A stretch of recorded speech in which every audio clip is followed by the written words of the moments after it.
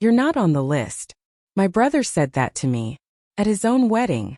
In the house I bought him. Haha, I know how that sounds.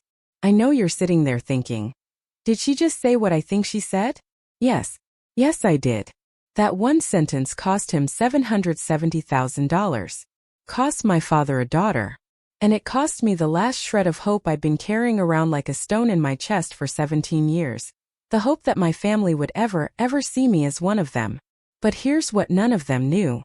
What not a single one of those 200 guests standing underneath the chandelier in my house knew. The roof over their heads still had my name on it. And I had already quietly signed it away to someone else. My name is Maya.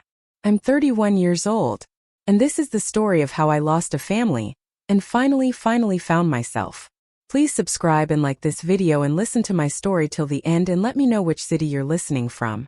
That way I can see how far my story has traveled. Because honestly, what happened to me, I think a lot of you are going to feel this one in your bones. Let me take you back. 17 years. To the day my mother died and the world split in two. She died on a Tuesday in October. I was 14 years old. She had been sick for 2 years, ovarian cancer. And by the end she weighed less than I did. But even then, even in that hospital bed with tubes in her arms and exhaustion carved into every line of her face, she was still the strongest person in every room she entered. That was just who Linda was. My mother was the only person in our family who treated us equally. My brother Donovan got a new bike, I got a new bike. He got help with homework, I got help with homework. She didn't believe in favorites. She believed in fairness. She believed both her children deserved to feel seen. I miss her. Even now, saying that out loud, I miss her so deeply it's like pressing on a bruise that never quite healed. The funeral was small. Gray sky. Wet grass. I still remember the smell of lilies and mud. My father Gerald stood at the casket with his arm wrapped around Donovan, who was 16 at the time, already taller than Dad, broad-shouldered, the kind of boy people called a young man. Gerald pulled him close and said, loud enough for every single person there to hear, "You're the man of the house now, son." I stood 3 feet away. Nobody said anything to me. Nobody reached for my hand. Nobody even looked in my direction. Nobody except one person. Patricia Callahan. Patty. My mother's best friend since their very first week of college. She found me standing alone at the back of that little church after everyone else had filtered out. She crouched down. This woman in her 40s crouching down in her black dress on the cold floor. And she took both of my hands in hers and she looked me directly in the eyes. "I promised your mother I would always have your back," she said. "Remember that?" I nodded. I didn't fully understand. I was 14 and I just buried my mom and the world felt like it was made of water. What I didn't know, what I wouldn't learn for years, was that my mother in her final weeks had arranged for Patty to become my legal godmother. She signed paperwork. Formal, binding, real paperwork. At the time it seemed like a sentimental gesture from a dying woman. It wasn't. My mother knew something I didn't. She knew exactly what my father would become without her there to balance him. She had seen it forming, that preference, that pull toward Donovan, and she was trying to leave me a lifeline before she ran out of time. She was right about every single thing she feared. After the funeral, our house split into 2 worlds. Donovan's world had everything. A car on his 16th birthday, a used Mustang but still a Mustang. A college fund Dad topped up faithfully every single month. Golf lessons at the club. Weekend campus tours. His bedroom got repainted. Twice. My world had leftovers. I asked Dad for textbook money my sophomore year. He didn't even look up from the television. "Ask your brother," he said. I already gave him the budget. The budget? Like there was one single pool of money and Donovan had gotten there first. Like I was supposed to go knocking on my big brother's door with my hand out. I started working at a coffee shop the week I turned 16. 4:30 in the morning. Before school. I bought my own notebooks, my own calculator, my own winter coat when the zipper on my old one broke, and nobody in that house even noticed. One night, the night before a scholarship interview that could change everything, I knocked on Donovan's door and asked to borrow his car. Just 2 hours. 6 in the morning. He didn't look up from his phone. "Take the bus." "The bus doesn't run at 6, Donovan." "Not my problem." I walked 2.5 miles in the dark. In the cold. Alone. I got the scholarship. And years later, when Patty helped me pull old bank records, I found out my mother had set up a college fund for me too, equal to Donovan's dollar for dollar. And after she died, Gerald quietly transferred every single cent of it into Donovan's account. He didn't wait a full year. He didn't hesitate. He just took what my mother had left me and gave it to the son he'd already chosen. I graduated high school summa cum laude, National Honor Society, full ride to state. Gerald took Donovan to a basketball game that afternoon. I walked across the stage alone, almost alone. When I scanned those bleachers, rows and rows of families with flowers and balloons and proud, wet eyes, I found one face. Patty, third row left side, clapping so hard her whole body was shaking. She had a single sunflower in her lap. That night I packed 2 suitcases. Gerald was in the living room watching SportsCenter. I walked past him with my bags and he glanced up. You leaving? Yes. Lock the door on your way out. That was it. No hug. No good luck. No call me when you get there. Lock the door on your way out.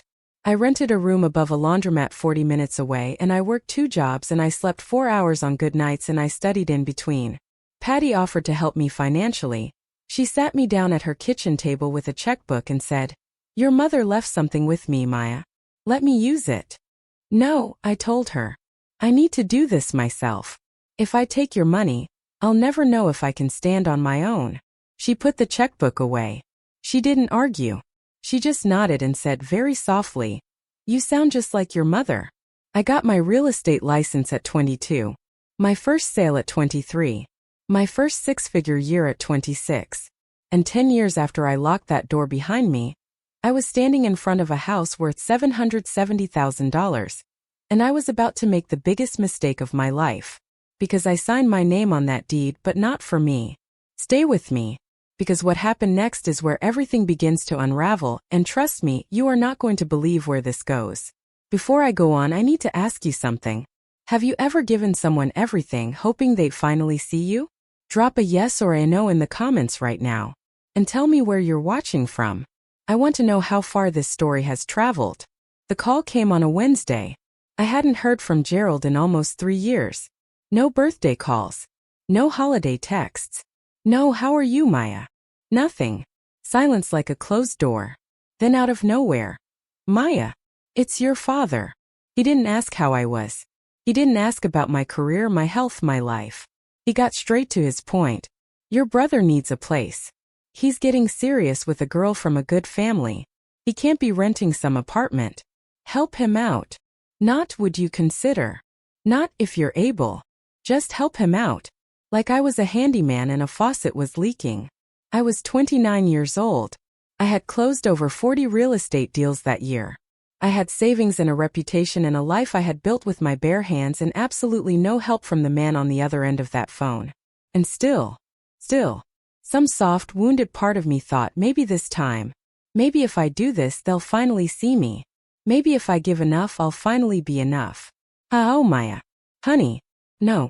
But I did it. I bought the house. A 4-bedroom colonial in a lovely suburb. New roof. Big yard. $770,000. I kept the deed in my name. That was the one thing I did right. And honestly, it wasn't even my idea. Patty sat across from me the day I told her. She didn't yell. She set her coffee cup down very slowly and said, "You're buying his love, Maya. It doesn't work that way." "I know. Do you? Promise me you'll keep your name on that deed. Promise me." She looked at me the way you look at someone walking toward a cliff who won't stop walking. Promised. Donovan moved in a week later. He never once asked whose name was on the paperwork. Not once. And then it started. Small at first. So small I almost talked myself out of noticing. Thanksgiving that first year. I called to ask what time dinner was. "Oh, Nicole's family is coming this year. We don't really have enough chairs. Maybe next time. Christmas. We're heading to the Ashfords this year. Their place is bigger. You know how it is. Gerald's birthday in February. Just a small dinner. Didn't want to make a big deal. Every time a reason. Every reason just believable enough that I could swallow it without chewing. But I started chewing. Donovan was dating Nicole Ashford. And the Ashfords were serious money. country club, charity galas. Their last name was on a hospital wing. And Donovan was performing the role of his life, the devoted son from a small, close-knit family, the kind of man a girl like Nicole could bring home to her mother. And I didn't fit that story. So he started editing me out. Slowly, carefully, like someone airbrushing an old photograph. I found out how far he'd gone on a December night, scrolling through Nicole's Instagram. There it was, a photo of Donovan and Gerald and Nicole and her parents, all gathered around the dining table in my house. Christmas garland on the banister I had picked out. Candles on the mantel I had paid for. The caption read, "Family Christmas at our home. Just us, a small family. And that's all we need. Our home. Small family." I stared at that photo for 30 seconds. Then I screenshotted it and saved it to a folder I didn't have a name for yet. Something in my gut told me to keep it. Something that sounded a lot like my mother's voice saying, "Hold on to that." The phone call that changed everything came from a colleague named Rachel. We'd closed a dozen deals together and she knew how to read a situation. "Maya," she said carefully, "this is awkward. But does your brother live in that colonial on Maple?" "Yes." "Why?" "Because someone fitting his description came into a consultation last week asking about adverse possession." My stomach dropped straight through the floor. Adverse possession. If someone lives openly in a property long enough without the actual owner objecting, they can eventually file a legal claim to ownership. Takes years. It varies by state. But Donovan was asking. He was researching how to steal my house from me. Legally. I called Patty that night, and she confirmed what I already knew in my bones. "It's a stretch," she said. "But the fact that he's asking, that tells you everything you need to know." Weeping? No, not yet. I wasn't crying. I was too stunned to cry. I was sitting there looking at the walls of my apartment, thinking about how I had handed my brother a $770,000 home, and he was sitting inside it plotting how to keep it. But I still didn't act. Not yet. I told myself there was one more test. The wedding. Donovan and Nicole got engaged in January. The wedding was set for June. 200 guests. And I told myself, if he invites me, there's still hope. If he includes me in the biggest day of his life, then maybe I was wrong about all of it. I need you to stay with me here because it gets so much worse before it gets better. Have you ever kept making excuses for someone who didn't deserve a single one? Tell me in the comments. Because I know I'm not the only one. The invitations went out in March. 200 of them. Not one had my name on it. I found out from Karen Webb, my oldest friend since middle school, one of the only people who'd ever seen both sides of my family's story without letting me pretend it was fine when it wasn't. She called on a Thursday, cheerful, clueless. "Hey, I got the invite. So are you doing a speech or anything?" "Maid of honor." The silence that followed lasted 6 seconds. She figured it out before I said a word. "Maya, you got an invite, right?" "No. You're kidding me." "I'm not." She texted me a photo of the invitation. Thick cream cardstock. Gold embossing. Donovan Andrew Cole and Nicole Elizabeth Ashford. June 15th. 200 guests. Reception to follow at the couple's home. The couple's home. My house. I called Donovan. It rang 4 times and went to voicemail. I called again. Same thing. Then I texted him. I saw the invite. Am I coming? 3 hours. 3 hours of staring at my phone like it owed me an answer. Then the reply came. "Maya, we talked about this. The guest list is tight. Nicole's family takes priority. Don't make this about you. We talked about this. We never talked about this. We never talked about anything because he stopped answering my calls 2 years ago." I typed back the only thing that mattered. "The wedding is at my house, Donovan." The read receipt popped up immediately. Then his response. "It's been my house for 2 years. Everyone knows that." I read that sentence 3 times. The first time, it broke the sister in me. The second time, it broke the peacemaker. The third time, it broke the last person inside me who still believed that giving was enough. I set the phone down. And I started thinking clearly for the first time in years. I called Gerald the next morning. He picked up on the second ring, which told me he'd been expecting it. "Dad, did you know I'm not invited to my brother's wedding?" "Your brother's wedding, his rules." "It's my house, Dad. You gave it to him." "That's done." "I didn't give it. I let him live there. Same thing. It is not the same thing. A pause. The TV was on in the background. He hadn't even muted it. Sierra, don't start. You always do this. Do what, Dad? Make everything a drama. Just let your brother be happy for once. For once. As if Donovan had ever been denied a single thing in his entire life. What about me? I said. The silence stretched long enough that I could hear the play-by-play of whatever game he was watching. And then quietly, almost gently, which somehow made it so much worse, he said, "You'll be fine. You always are." And he hung up. I sat on my kitchen floor for a long time after that. Not crying. Just sitting. Holding the phone in my lap like a dead thing. You'll be fine. You always are. He said it like it was a compliment. Like my ability to survive everything they threw at me was a feature and not a scar. Like the fact that I always landed on my feet meant it was perfectly okay to keep pushing me off ledges. That sentence, 6 words, was the cruelest thing my father ever said to me. Not because it was angry, because it was calm, because he believed it, because in his mind it was permission. Permission to never show up for me again. I did something I'm not proud of. I wrote Donovan a long, honest message. Not angry, not begging, just honest. I told him everything. Every holiday I'd missed. Every call he hadn't returned. Every excuse I'd made for him because the truth was too heavy to carry out loud. I told him about the college fund Dad had taken from me. I told him I bought that house because I thought it would bring us closer. And I asked him one question. Do you actually want me out of your life? Or have you just been too comfortable to notice I'm still standing here? He read it. The checkmark turned blue. He didn't reply. 2 days later my phone buzzed. A number I didn't recognize. Hi Maya. This is Nicole. Donovan told me you've been pressuring him about the wedding. I understand you feel left out, but this is our day. Please respect our wishes. Then a second message. We appreciate the house. But don't use it as leverage. Don't use it as leverage. Donovan hadn't just excluded me. He had built a story. In his version, I was the difficult sister. The one who couldn't let go. The one who dangled money to control people. He'd flipped the entire narrative, turned me from the person who gave everything into the person who weaponized everything. And Nicole believed him. Why wouldn't she? She'd never met me. She didn't even know I existed until I became an inconvenience. I put my phone on the counter. I stared at the ceiling. I didn't cry. For the first time in my life, I didn't cry. Something shifted behind my ribs. Not anger. Not sadness. Something colder. Quieter. Something that felt like the lock clicking shut on a door I had been holding open for 17 years. I opened my laptop. I looked up my lawyer's phone number. I want to stop here and ask you. Have you ever been painted as the villain in someone else's story when you were the one who gave everything? Drop your story in the comments. Because I was shaking writing this part. And I need to know I'm not alone. And please stay. Because what happens next? It changes everything. Patty didn't say, I told you so. I called her at 9 that night.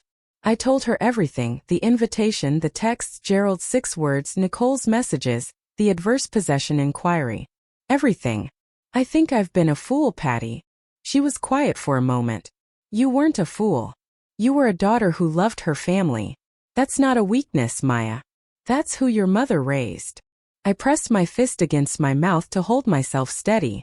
The deed, she said. It's still in your name? Yes. Good. That's the only thing that matters right now. The next morning I sat across from Russell Tate in his downtown office. Patty's former colleague, mid-50s, the kind of lawyer who speaks like he's billing by the syllable but means every word. He reviewed everything. Deed, property records, tax filings, all in my name. No lease with Donovan. No rental contract. No written agreement of any kind. He looked up over his reading glasses. Who's been paying the property taxes? I have. Every year. The mortgage was paid in full at closing. He took his glasses off. Miss Cole, your brother has no legal claim to this property. No lease. No contract. No equitable interest. Legally, he is a guest in your house. Nothing more. A guest. Donovan had been living in a $770,000 home, throwing Christmas parties, planning a wedding there, telling 200 people it belonged to him, and legally he was a guest. If I sell it, I said, can he stop me? No. That word sat in the room like a stone dropped into still water. Then Karen called 2 days later and knocked the last remaining breath right out of me. I need to tell you something, she said carefully. I was at the engagement party last month, at the Ashford's Club, which I had not been invited to, obviously. Donovan gave a toast, Karen said. He thanked Gerald, called him his only family. And when Nicole's uncle asked if he had any siblings, she paused. Maya, he said, just me. Only child. I closed my eyes. That night I went through everything, Nicole's social media, Donovan's, every photo and tag and comment going back 2 years. Not a single photo of me. Not one mention. And then I found it. Donovan had gone back through his old posts and deleted or cropped every photograph that included me. Birthday parties. Thanksgivings. Even our mother's memorial service. In every image I was simply gone. Cut out with scissors like I'd never existed at all. Then I found a post from 6 months earlier. Nicole with a photo of Gerald at the dining table, wine glass raised, laughing. The caption. So grateful for Donovan's dad Gerald, the sweetest father-in-law. Just us, a small family, and that's all we need. And then I found the one that made my hands shake. A comment under a photo of the house. Someone had written, beautiful place, how do you swing it? And Donovan had replied, Dad helped us out. Family takes care of family. He credited Gerald for my house. And Gerald had let him. I screenshotted everything. Closed the laptop. Sat in the dark. He didn't just cut me out. He rewrote the story. And in his version I never existed at all. I sat for a long time that night with the lights off, just the glow of the street lamp through the window, and a framed photo of my mother on the shelf by the door. She was 31 in that photo, my age now, holding me as a baby, smiling like the world made perfect sense. I thought about what she would say if she could see all of this. And I heard her voice, not literally, but the way you hear someone you've loved so deeply that their words live inside your very bones. Don't let anyone tell you you're not worthy. I picked up the phone. I called Russell.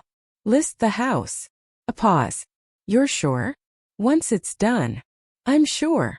Took 3 weeks. Russell found a buyer. A young family relocating from out of state. They loved the house. Full asking price. No contingencies. Clean deal. Closing date June 14th. 1 day before the wedding. I signed the papers on a Tuesday afternoon. The house changed hands at 4:17 p.m. Russell prepared the notice to vacate. 30 days, standard, completely legal. I chose the delivery date, June 15th. The morning of the wedding. Patty sat with me that evening. She didn't say much. She poured 2 glasses of wine and waited. How do you want to do this? She asked. Quietly, I said. I just want him to know the truth. I have to know, are you still with me? Because we are right at the edge. The wedding is tomorrow. 200 people have no idea what's coming. And neither, honestly, does Donovan. Tell me in the comments, do you think what I did was right? Or did I go too far? I'm reading every single one. Don't go anywhere. June 15th. A Saturday. 82 degrees. Clear blue sky. I drove to the neighborhood at 6:30 in the evening. Not to the house, to the end of the block, where I could see the driveway from a distance. I parked under an oak tree and turned off my engine. The house looked beautiful. I'll give them that, it looked genuinely beautiful.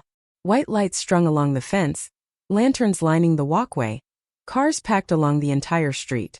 BMWs. A couple of Mercedes. A black Escalade I was pretty sure belonged to Margaret Ashford. Through the open windows I could hear jazz. Laughter. Glasses clinking. 200 people celebrating inside a house they believed belonged to the groom. My phone rang. Karen. I'm inside, she whispered. Maya, it's gorgeous. The flowers, the food. There's a string quartet on the patio. A pause. He's glowing. Gray suit. Nicole looks stunning. They just finished the first dance. Another pause. Maya, I'm so sorry you're not in there. It's okay, I said, which was a lie. But some lies are just kindness you give yourself. Then Karen said the thing that sealed it. He just gave his speech. He thanked Gerald for, and I'm quoting, giving me everything, including this beautiful home. Gerald stood up and took a bow. And Maya, Karen's voice dropped. He said he wishes his mom could be here. He said she's the only one missing tonight. The only one missing. I was 200 yards away, sitting in a parked car on a public street, listening to my brother erase me in real time from a stage built inside a house I had paid for. And according to him, the only empty chair at that wedding belonged to a woman who had been dead for 17 years. I wasn't missing. I had been removed. And now it was time to remove myself from the equation entirely. I called Russell at 8:41 p.m. Send it. You're certain? Yes. Russell sent two things simultaneously. First, the formal notice to vacate, delivered to the property via courier with signature confirmation. 30 days. Standard. Legal. Second, one email. To Donovan, Gerald, and Nicole. All three. One message. I had written it the night before and revised it 4 times. Every version got shorter. The final draft was 6 lines. The property at 114 Mapleris Drive has been sold. The transaction closed on June 14th. You have 30 days to vacate. Enclosed are a copy of the deed in my name, the signed sale agreement, and the formal notice to vacate. I wish you both a happy marriage. Maya. No exclamation marks. No accusations. No emotion. Just facts, documents, and a deadline. I pressed send at 8:47 p.m. The jazz was still playing. I could hear it faintly through those open windows 200 yards away. Someone laughed. A big, generous champagne laugh. The kind people do at weddings when they believe everything is perfect. I turned my key in the ignition. I drove home. I didn't check my phone. I didn't call anyone. I walked into my apartment. I washed my face. I brushed my teeth. I got into bed. And I slept deeply, completely without dreaming for the first time in months. Karen called at 9 the next morning. I made coffee first. Then I answered. Tell me, I said. She told me. Around 9 o'clock, 12 minutes after I sent the email, Donovan pulled his phone from his jacket pocket during a toast from Nicole's uncle. He glanced at the screen. Then he went white. Not red. Not flushed. White, like the blood left his face all at once. He excused himself, found Gerald near the bar. Karen was close enough to hear Gerald say, What do you mean sold? They moved to the hallway. The argument was quiet, controlled. The way men argue when they're surrounded by people they need to impress. But the body language screamed. Gerald jabbing his finger toward the floor. Donovan pressing his palm flat against the wall like he needed it to keep him upright. Nicole noticed. Of course she did. It was her wedding. She walked over in her white dress and touched Donovan's arm. What's wrong? It's nothing. You look like you're going to be sick. She saw the phone in his hand. She took it. She read the email. The hallway went very quiet. Who is Maya Cole? Nicole said. Donovan's mouth opened. Nothing came out for 3 full seconds. Nobody. Nicole looked at the attachments. The deed. My name. The address they were standing in. The deed says Maya Cole. You told me this was your father's house. Donovan reached for the phone. Nicole pulled it back. Margaret Ashford appeared at the end of the hallway. Silk dress. Pearl earrings. A face that could read a room from 40 feet away. What's going on? Nicole turned the screen toward her mother. Margaret read it. She looked at Donovan. She looked at Gerald. Then she picked up her clutch and started walking toward the front door. Margaret stopped. She turned around. She walked back. That was worse somehow, so much worse than if she'd left. She stood in the foyer where the string quartet had been playing 10 minutes earlier, with a dozen guests now pretending desperately not to watch, and she looked at Donovan. My daughter asked you a simple question. Who is Maya Cole? He tried a smile. It didn't land. It's complicated. A distant relative. Karen stepped forward. She told me later she hadn't planned to, but she'd had 2 glasses of champagne and 17 years of watching me get erased, and something in her just broke wide open. She's his sister, Karen said. His younger sister. And she is the one who bought this house. The room went silent. Not movie silent. Real silent. The kind where you can hear someone's shoe shift against the hardwood floor. Margaret looked at Gerald. You have a daughter? Gerald straightened his shoulders. Old habit. This is family business. It became my family's business, Margaret said, very carefully, very clearly. The moment my daughter married into your lies. That word lies landed like a slap. Gerald flinched. Physically flinched. Karen said she'd never seen him flinch at anything in her life. And she was right, I'd never seen it either. This man who always had the last word, who always had a redirect, who always had a way to make you feel like the problem, he had absolutely nothing to say. Nicole stood between her mother and her husband with an expression Karen described as someone watching their house burn in real time. She turned to Donovan. You told me you were an only child. Nicole let me. Margaret stopped. She turned around. She walked back. That was worse somehow, so much worse than if she'd left. She stood in the foyer where the string quartet had been playing 10 minutes earlier, with a dozen guests now pretending desperately not to watch, and she looked at Donovan. My daughter asked you a simple question. Who is Maya Cole? He tried a smile. It didn't land. It's complicated. A distant relative.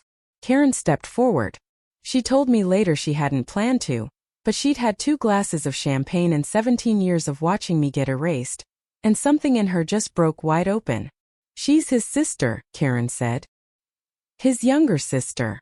And she is the one who bought this house. The room went silent. Not movie silent. Real silent. The kind where you can hear someone's shoe shift against the hardwood floor. Margaret looked at Gerald. You have a daughter? Gerald straightened his shoulders. Old habit. This is family business.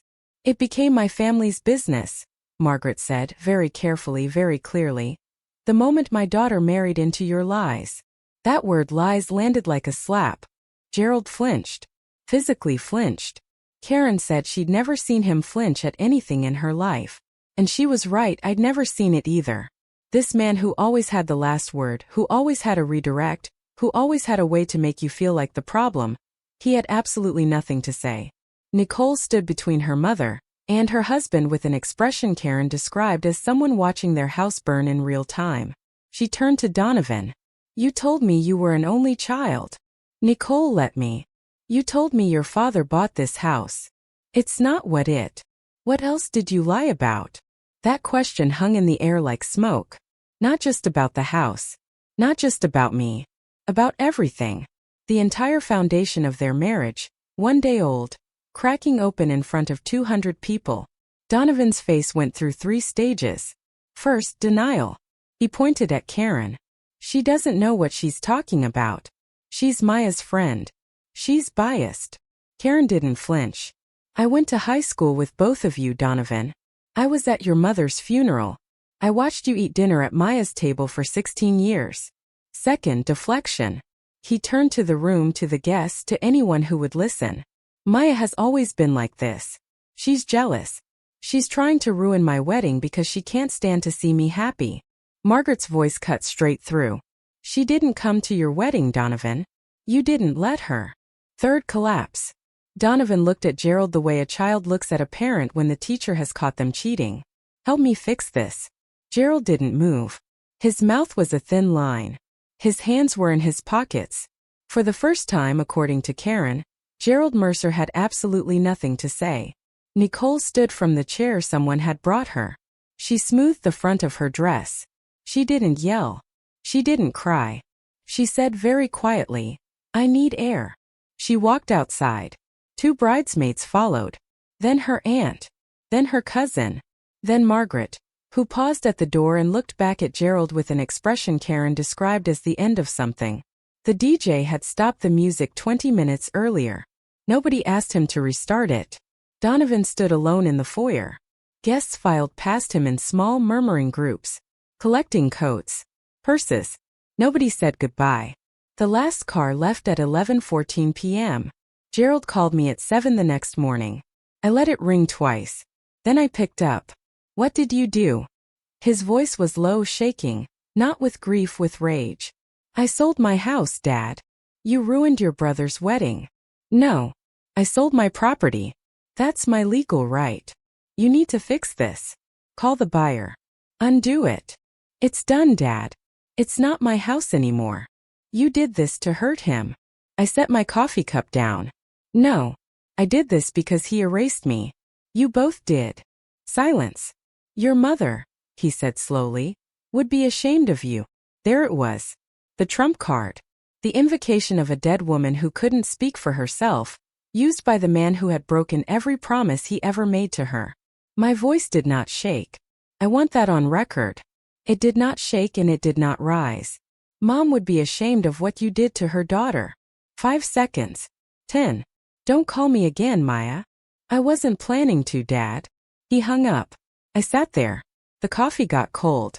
The apartment was quiet, the kind of quiet that has actual weight. That was the last conversation I had with my father. Not the last time he tried to reach me, that came later through other people in softer tones. But the last time I picked up the phone for Gerald Mercer. Some doors close with a slam. That one closed with a click. And I was the one who turned the lock. Donovan called Monday afternoon. I answered because I needed to hear it, not for hope, not anymore. For closure. You can't do this. This is my home, Maya. It was never your home, Donovan. It was mine. I let you live there. I'll sue you. Go ahead. The deed is in my name. Always was. And then the shift I've been waiting for. The moment he switched from weapon to charm.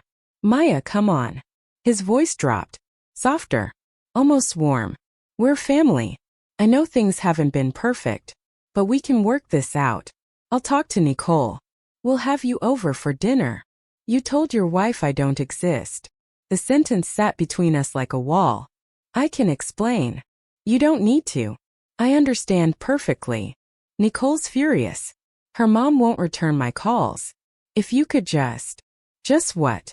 Fix it for you? Like I always have. He didn't answer. You have 30 days. That's the law. I suggest you use them. Where are we supposed to go? That's not my problem anymore, Donovan. A long pause.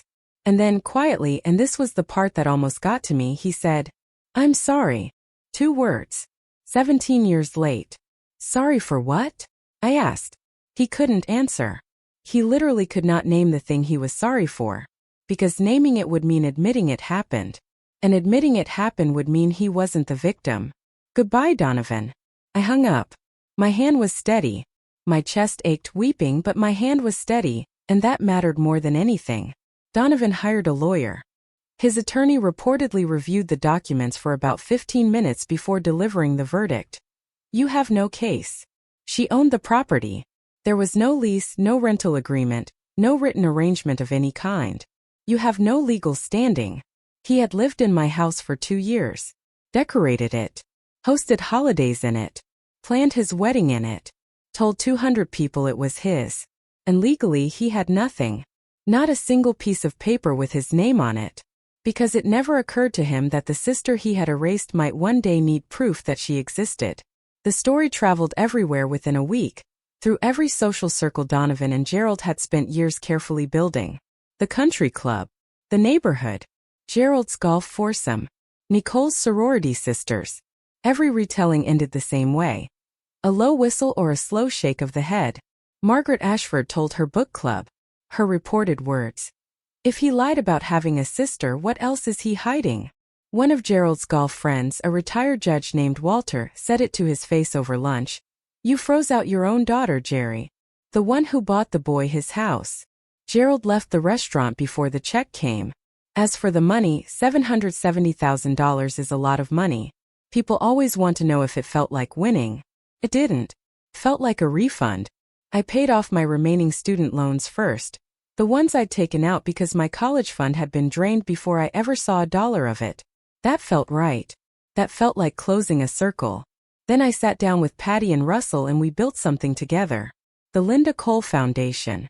A scholarship fund for young women who had lost their mothers early and were trying to make it on their own. Not just tuition, licensing fees, certification costs, first month's rent deposits. The practical things nobody thinks about when they tell you to just work hard and you'll be fine.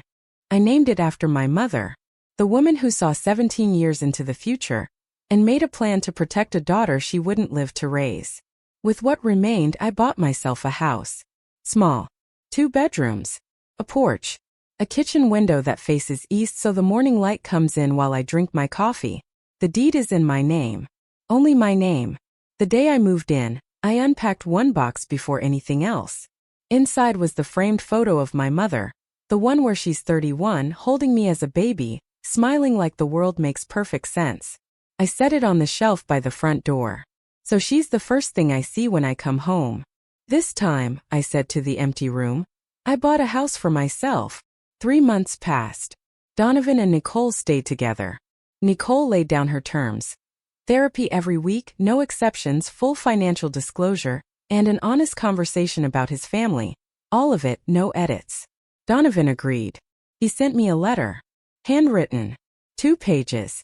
The handwriting was messy, the kind that comes from writing fast because you're afraid you'll lose your nerve. He didn't apologize exactly. He said, I know I messed up. He said, I don't know how to fix this. He said, Nicole keeps asking about you and I don't know what to tell her because I don't know you anymore, and that's my fault. I read it twice. I folded it and put it in the drawer of my nightstand. I didn't write back. Not because I hated him. Because I wasn't ready. And for the first time in my life, I let not ready be a complete sentence. Gerald never reached out. No letter. No call. No message. Just the silence he'd given me my whole life. Except now it was the only language he had left. I stopped waiting. Thursday nights became my anchor.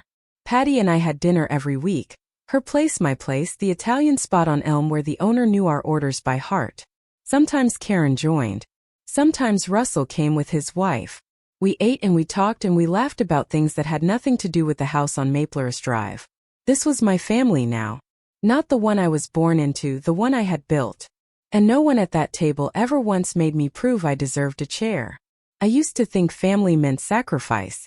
That if I gave enough money, enough patience, enough silence, the people who shared my blood would eventually see me. I was wrong. Not about the giving. About who I was giving to. I didn't sell that house out of anger. I sold it because I finally believed I was worth more than a guest room in my own life. If you're in a family where you're always the one giving and never the one receiving, where your love is treated like a subscription they can cancel whenever it's inconvenient, you don't need their permission to stop. You don't need them to agree that you've been hurt before you're allowed to heal. A boundary isn't a wall. It's a door. And you decide who walks through it. Tell me in the comments. And if you've dealt with something similar, share your story. You're not alone. Subscribe for more stories about standing your ground and reclaiming your life. I'm standing on my porch as I finish telling you this. Small porch. Just big enough for 2 chairs and a planter I keep forgetting to water. The house behind me is nothing special. But the deed is in my name. The mortgage is paid. And nobody inside it has ever told me I don't belong. I'm 31 years old. I have a home that's mine. I have people who chose me. I have my mother's name on a foundation that helps girls who remind me of who I was at 18, alone, broke but not broken. And if you've made it all the way here with me, thank you. From the bottom of my heart, thank you. Remember this, you were never too much. They were just offering too little. Take care of yourselves. I'll see you in the next one.